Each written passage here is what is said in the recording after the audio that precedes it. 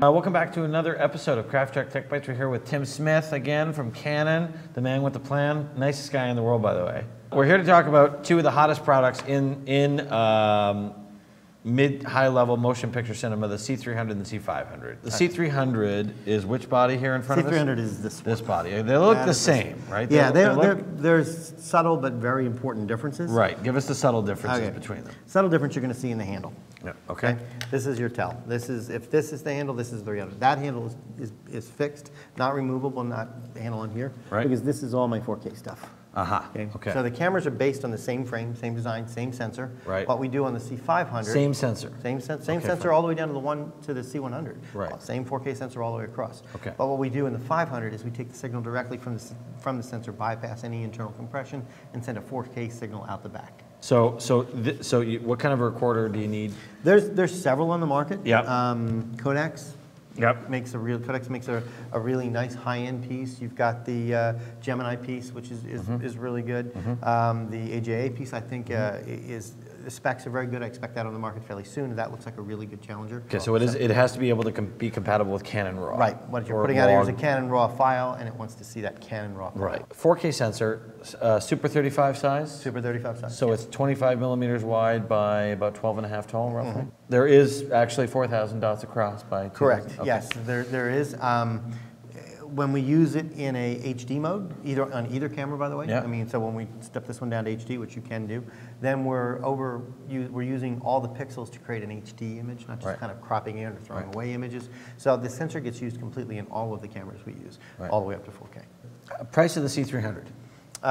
Down here in the States, it's roughly 15,000, 16,000. Okay, but let's be clear about the 15,000 before you go comparing it to something else. C300. Yeah, the C300. Right. Let's be clear about the 15,000 before you go comparing it to something else that's 8,000 or whatever. Everything's in the box but a lens. What type of cars does it record to? It records to compact flash card, so it's a very inexpensive media. Right. You've also got coming with it the LCD, the whole. Oh, that comes with it? Handle. Okay. Everything you see here is in the box. The handle. As well as your batteries, your battery charger. Battery life, by the way, on the C300 is spectacular. It's like 3 hours.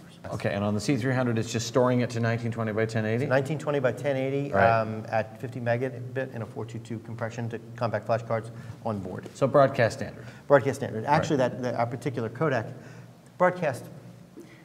our particular codec's already been approved by the BBC for broadcast in the BBC, and that's the highest standard. In the US, it's a little bit different. Yeah, but those Brits are easy to fool. Oh, I wish. Oh, my God. No, actually getting that certification was challenging. Right. So that was a big home run when they were able to certify that compression. Just as a side note, I just want to say personally, I've seen footage from the C300 at ISO 3200, and it is freaking unbelievable. You can go higher. I know you can go even higher.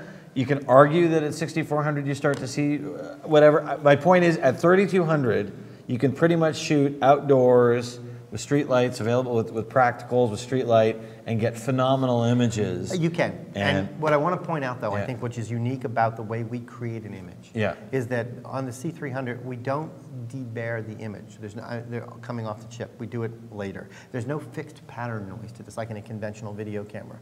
So as you increase your ISO or increase your noise, ours is a little bit different. The noise looks more like grain because the noise is, since there's no fixed pattern noise, the noise never appears in the same frame in the same place. Right. The image sensor has a very organic film look to it. Yes, it does. That I find you can't put in a spec sheet and you can't put in a brochure. No. And if you're in the market for one of these cameras, and price on the C500? 26,000 roughly. 26,000, which really is not bad. It's 4K. For the space, right, 4K. C500 is definitely cinema, like large screen cinema quality. C300 is for sure small screen, and really for an independent film is excellent choice. It fits very well in television. It fits very well in television as well, and will intercut probably with an Alexa fairly well, I would think. It does. Actually, there's a lot of shows down here that we do work on as a B camera. NCIS, big show. B camera, NCIS LA, big camera, B camera. It fits in really well with Alexa. It has a very Alexa feel to it, and that's not a bad thing. C300 and C500 from Canon, crafttruck Tech Bites. Thanks, Tim.